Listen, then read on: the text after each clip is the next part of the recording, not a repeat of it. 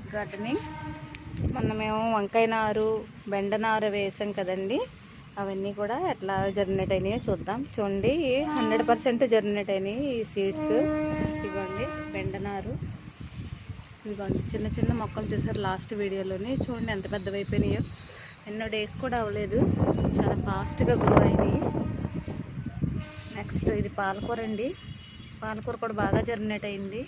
దీన్ని వేరేగా మార్చాలి, ఇవి కూడా వేరే వేరే పాట్స్లో పెట్టాలి.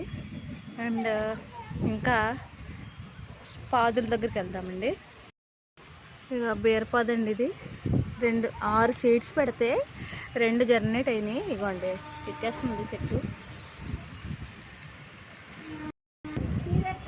గుమ్మడి పాదు చాలా ఫాస్ట్గా గ్రో అయింది. ఈ సీడ్స్తో పాటు పెట్టాను కానీ గుమ్మడి పాదు ఫాస్ట్గా గ్రో అయిందండి, చాలా ఫాస్ట్గా గ్రో అయింది.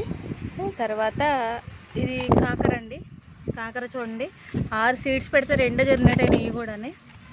నెక్స్ట్ చిక్కుడు కూడా చాలా బాగా జర్మినేట్ అయింది, ఫాస్ట్గా గ్రో అయింది. 4-5 విత్తనాలు పెడితే ఒక్క విత్తనం జర్మినేట్ అయిందండి సొరపాదు. ఇప్పుడు దీన్ని జాగ్రత్తగా కాపాడాలి. అంత తొందరగా ఇందులో ఫెయిల్ అయ్యాను నేను.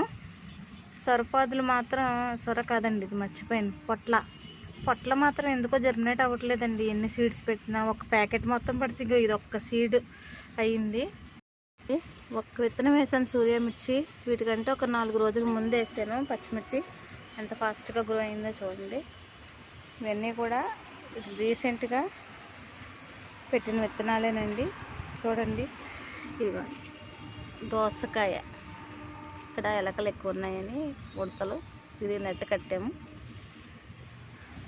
వీడియో నచ్చితే లైక్ చేసి, షేర్ చేసి, సబ్స్క్రైబ్ చేయండి. Thank you friends.